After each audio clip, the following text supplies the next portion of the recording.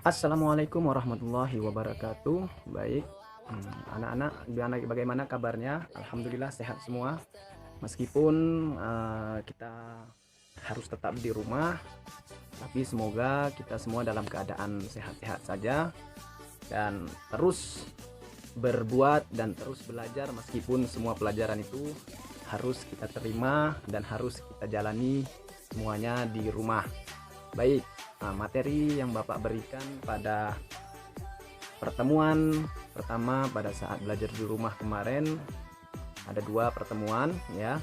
Yang pertama tentang soal latihan dan yang kedua kemarin ada materi tentang zaman megalitikum. Jadi setelah masa Indonesia melewati masa-masa zaman prasejarah ataupun praaksara, masyarakat di Indonesia itu mengalami ataupun terjadi proses perubahan budaya.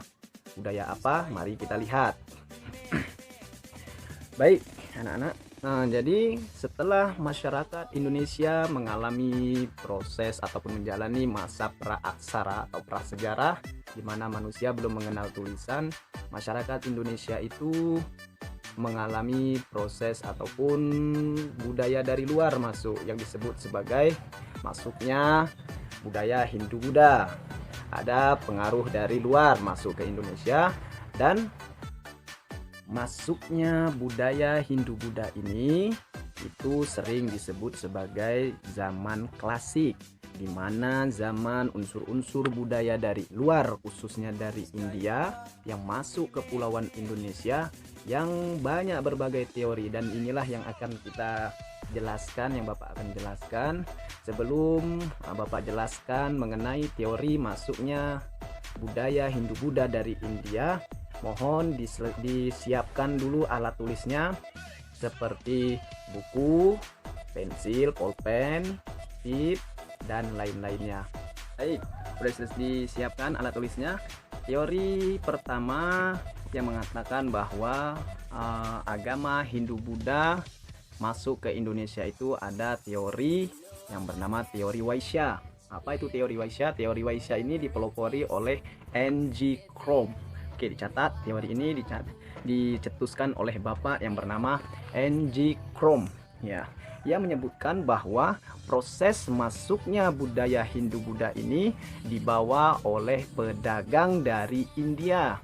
Jadi N.G. Crom mengatakan bahwa teori masuknya Hindu-Buddha ke Indonesia itu dibawa oleh pedagang, yang mana pedagang ini awalnya mereka transit dari negara mereka menuju ke Indonesia, dan kemudian mereka singgah beberapa saat dan kemudian mereka sehingga ada yang sampai menikah dengan gadis-gadis pribumi dan kemudian mereka menyebarkan budaya Hindu-Buddha. Ini teori ini dikemukakan oleh Bapak N.G. Crom. Ya, teori masuknya Hindu-Buddha dibawa oleh pedagang Indonesia. Itu disebut sebagai teori Waisya. Oke, itu yang pertama tadi. Teori yang kedua adalah teori kesatria. Teori kesatria ini ada 3 penyebaran yang dilakukan oleh teori kesatria.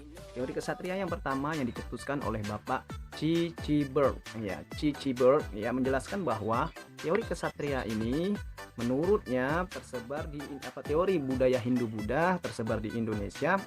Para kesatria ini ada yang terlibat konflik ataupun masalah mengenai perebutan kekuasaan di Indonesia, yang kemudian para penguasa ini bekerja sama dengan salah satu raja di Indonesia dan memberikan bantuan kepada raja-raja di Indonesia, yang kemudian sehingga terjadilah hutang budi, yang dimana kemudian raja di Indonesia ingin membalas budi dari raja tersebut dengan cara menikahi putri-putri mereka, dan kemudian di sini terjalin antara komunikasi ya, dan kemudian tersebarlah budaya Hindu-Buddha. Jadi teori yang kedua yang dikemukakan oleh Chichibert adalah teori kesatria. Sementara persebaran yang kedua sama menurut yang seperti yang dikatakan oleh Chichibert, Mukherjee juga mengatakan bahwa golongan kesatria ini adalah yang membawa pengaruh kebudayaan Hindu-Buddha di Indonesia. Para kesatria ini selanjutnya membangun koloni-koloni yang berkembang menjadi sebuah kerajaan. Dan yang terakhir, menurut G.L. Moons mencoba menghubungkan proses terbentuknya kerajaan-kerajaan di Indonesia pada awal abad ke-5 dengan situasi yang terjadi di India pada abad yang sama. Ini menurut teori yang ketiga, G.L. Moores.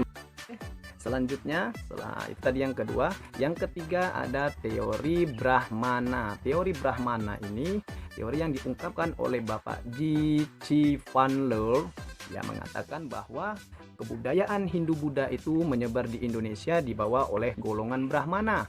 Apa itu golongan Brahmana? Golongan Brahmana adalah golongan-golongan tokoh-tokoh agama. Ya, agamanya tentunya bukan agama Islam, yang pastinya agama Hindu-Buddha. Jadi tokoh-tokoh agama Hindu-Buddha juga berperan dalam menyebarkan agama Hindu-Buddha di Indonesia. Jadi orang dari tokoh agama dari India datang ke Indonesia berperan untuk menyebarkan agama Hindu-Buddha, yang kemudian mereka menikahi dengan salah satu putri raja yang ada di Indonesia, dan kemudian mereka menyebarkan agama Hindu-Buddha secara leluasa. Baik anak-anak, tadi ada berapa teori? Teori masuknya agama Hindu-Buddha ke Indonesia ada 4, tapi yang baru kita bahas tadi baru 3. Yang pertama itu ada teori Waisya, teori yang dibawa oleh para pedagang dari India. Yang kedua ada teori Ksatria, yaitu teori masuknya agama Hindu-Buddha yang dibawa oleh para penguasa ataupun para pemimpin yang bekerja sama dengan pemimpin raja di Indonesia. Yang ketiga ada teori Brahmana. Teori Brahmana adalah teori yang dibawa oleh para tokoh agama Hindu-Buddha dari India ke Indonesia. Baik, yang terakhir itu ada teori arus balik.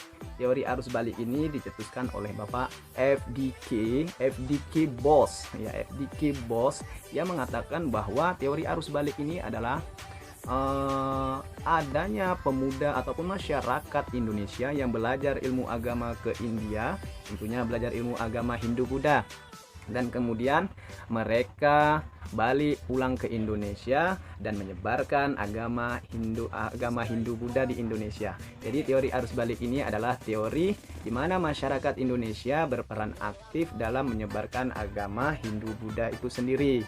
Jadi teori arus balik ini yang dikemukakan oleh Bapak FDK Bose. Jadi teori yang dicetuskan teori yang mengatakan bahwa masyarakat Indonesia berperan aktif.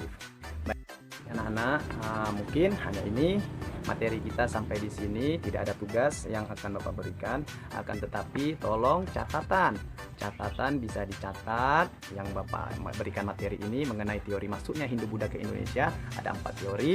Yang pertama itu ada teori Waisya, teori Ksatria, teori Brahmana, dan teori arus balik. Tolong dicatat dan kemudian difotokan dan dikirim melalui WA wali kelas masing-masing, yang kemudian nanti wali kelas akan mengirimkan kepada Bapak dan akan Bapak memberikan nilai sesuai dengan apa yang sudah kalian kerjakan. Jadi cukup sekian pertemuan kita pada hari ini. Akan kita lanjutkan pada hari-hari selanjutnya. Kita tunggu saja. Sebelumnya jangan lupa klik tombol like, share, and subscribe. Cukup sekian dari Bapak hari ini. Tetap selalu berada di rumah dan belajar dan terus belajar. Assalamualaikum warahmatullahi wabarakatuh.